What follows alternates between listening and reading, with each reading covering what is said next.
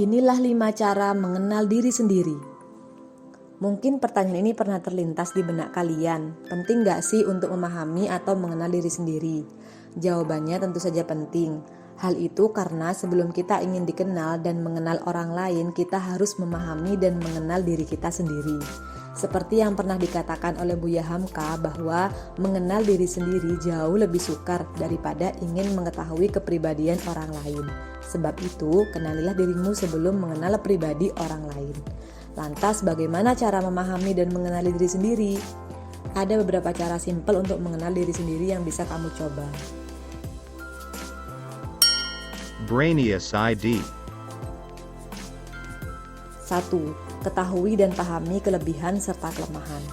Penting rupanya untuk mengetahui dan memahami hal-hal yang menjadi kelebihan dan kelemahan kita. Catatlah paling tidak 5 hal yang menjadi kelebihan dan kelemahan kalian agar kalian tahu batas kemampuan diri. Mengetahui kelebihan diri juga bertujuan agar kalian lebih bersemangat dan memotivasi diri untuk terus berkembang ke arah yang lebih baik.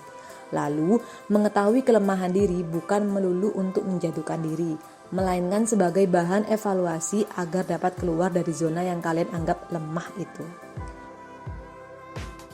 2. Amati bidang yang dikuasai dan kurang dikuasai. Coba untuk mulai mengamati bidang yang kita kuasai dan bidang yang kurang kita kuasai. Hal tersebut bertujuan agar kita tahu minat dan potensi diri sendiri. Perlu diingat bahwasanya jangan terlalu memaksakan kehendak untuk mampu menguasai seluruh bidang tertentu dengan tujuan agar dipuji atau dilihat orang lain. Justru hal tersebut akan mengubah diri kalian seutuhnya.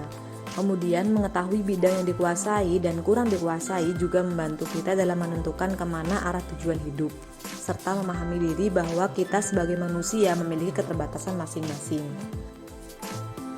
3. Bersikap jujur pada diri sendiri. Saat mengenal diri sendiri itu artinya kita menerima berbagai perspektif yang membentuk diri, baik itu dari segi kepribadian, identitas maupun keberadaan kita saat ini. Cara ini setidaknya dapat membantu untuk mengetahui segala kepribadian diri, tetapi perlu digarisbawahi bahwa cara ini bukan untuk mengkritik diri sendiri. Ketika hendak mengevaluasi, amatilah dan jujur pada diri sendiri apa saja hal-hal yang membuat diri kita merasa kurang nyaman. Perasaan tersebut dapat menjadi sebuah clue kalau kita sedang menghindari sesuatu. Sah-sah saja apabila perasaan itu terjadi karena kita sebagai manusia biasa tidak harus menyukai semua hal kan. 4. Dengarkan suara hati. Cobalah belajar untuk mendengarkan dan memahami suara hati. Suara hati akan menggambarkan perasaan dan keyakinan diri. Suara hati juga dapat menunjukkan sesuatu hal yang menyenangkan bahkan menyebalkan.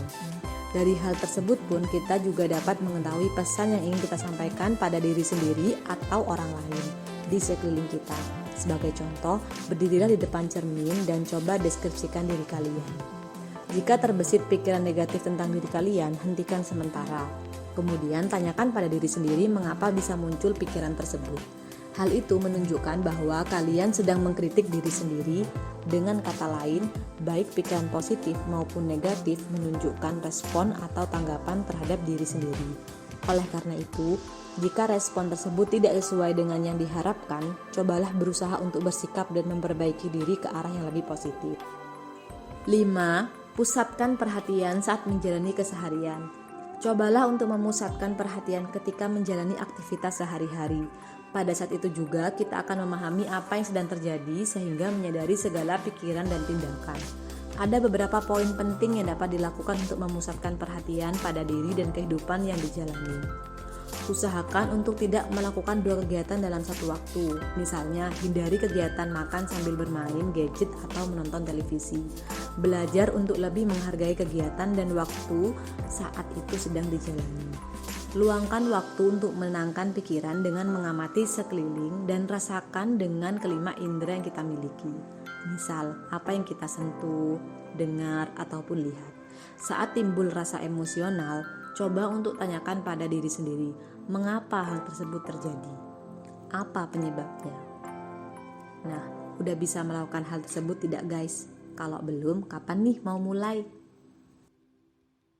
Gimana? Menarik bukan? Terima kasih buat kalian yang sudah menonton video ini. Jika kalian yang suka video ini, silakan klik tombol like-nya ya. Jangan lupa juga klik subscribe dan loncengnya, agar tidak ketinggalan fakta-fakta menarik dari kami. Jika ada saran pembahasan, silakan tulis di kolom komentar.